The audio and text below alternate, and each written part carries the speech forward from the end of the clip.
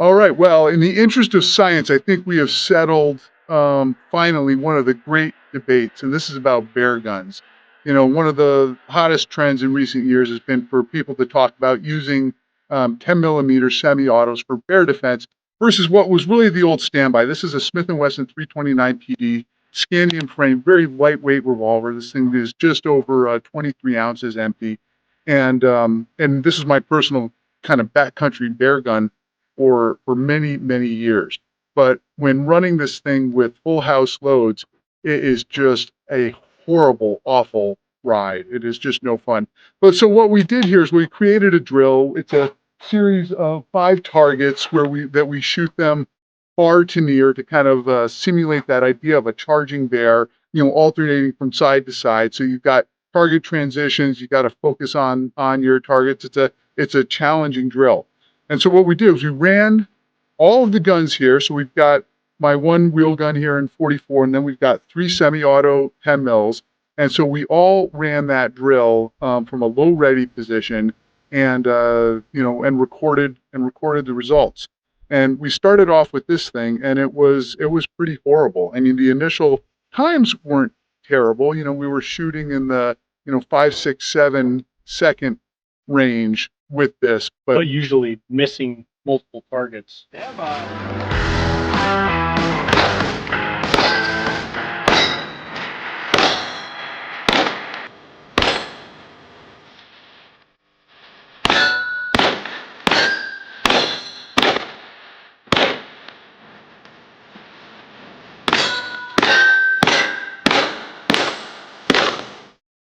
anyway, that was kind of our standard time. And then, of course, we started running the semi-autos.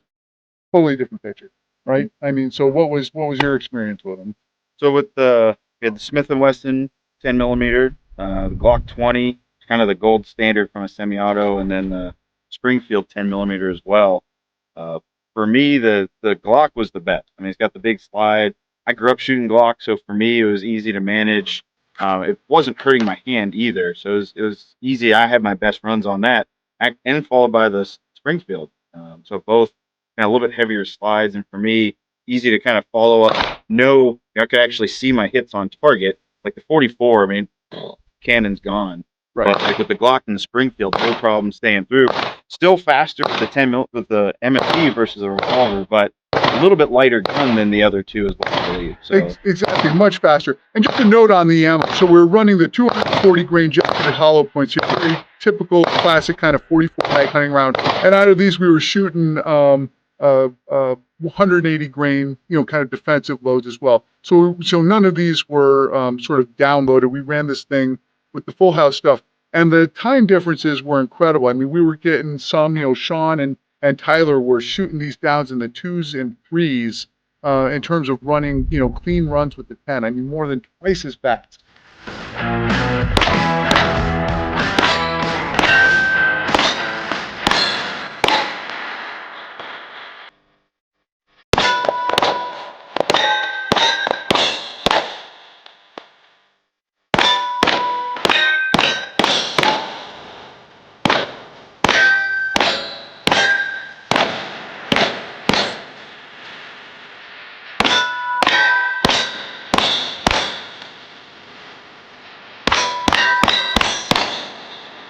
This is one that got this past year. It's relatively new. Springfield's compact XDM 10 millimeter. It's got a 3.8 inch barrel. Obviously compact grip. This could be a crossover, conceal carry, or backcountry gun. It can use a sleeved 15 round magazine or the stock 11 round magazine. I think for a compact 10 millimeter, there's nothing that matches it as far as comfort and shootability.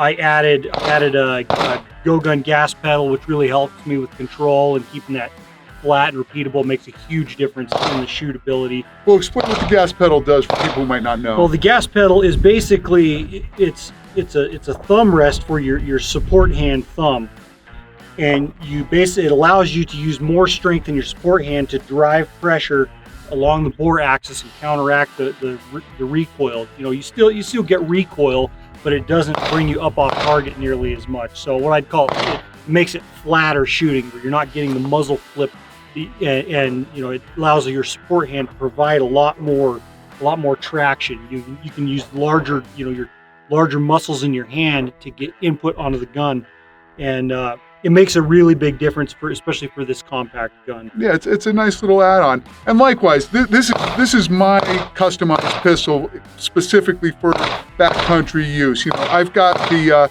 new Acro 2.0 version on here.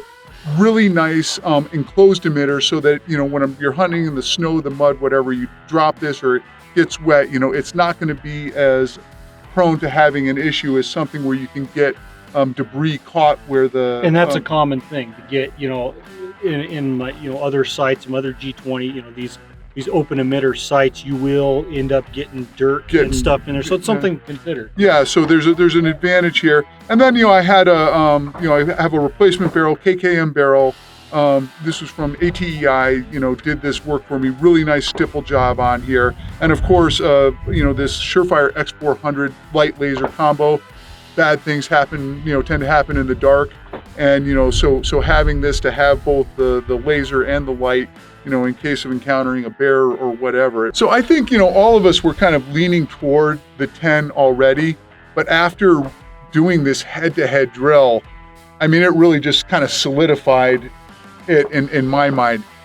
Better hits, half the speed, and also just the issue of what are you going to practice with? We did one run with that wheel gun, and I mean my hand still hurts. I mean, it is an awful thing. And when I practice that, you can put 44 special rounds through it, and that's fine. But really, to kind of have the full practice experience, you're trying to run what you're going to use. I mean, there's just no comparison. You're just going to shoot this a lot more. So there's a lot of benefits to the semi-auto. So the revolver, a lot of people equate to that reliability. You do have a more powerful cartridge with a 44 mag, or if you had something even bigger, some people want that energy. But 10 millimeter, these full power loads, you only have 6 on the wheel gun. We have 15, 11 to 15 on these, let alone if you really want an extended mag. Notice we were all running red dot sights on these, so you're aiming, you have that threat target focus. Yep. Bear charging at you, you're watching the bear, you're not watching your front sight realistically. Yeah. I mean, you're going to be kind of indexing on it, but you can actually aim and call your hits. Watching people shoot 44 magnums coming up off the target. Oh, where's it at? Whereas on these, like, okay, you could see your hit and make a correction and keep hammering that target, driving that target down. On top of the light other accessories, lighter trigger, easier to shoot. There's a lot of things on that plus column where really the only advantage, if you will, on that revolver would be that sheer energy, but at the expense of a lot less rounds. And that's a common thing a lot of people bring up is the energy, and having killed probably enough bears to fill a couple dump trucks and seeing them shot in all sort of various ways with different stuff. Any handgun, like the energy levels of any handgun, are just better than nothing. You're essentially just punching holes. And yeah, you make a sacrifice by going with something that's more shootable, but in the bigger picture, it's all just a roll of the dice, and every situation is going to be different. It's completely dynamic. There's no guarantee of any outcome, but I think you want to pick something that gives you the best chance in the widest variety of circumstances, and that you're going to carry. Yeah. And that makes me gravitate towards the 10 mil. So, I mean, that's kind of it. I mean, you see all these different arguments. It's not like you're going to, do anything wrong with the revolver, but clearly stacking the odds in your favor in a pretty, terrifying and hopefully very unlikely scenario, this really does seem to be the way to go. The semi-auto 10, man, it is the bear gun.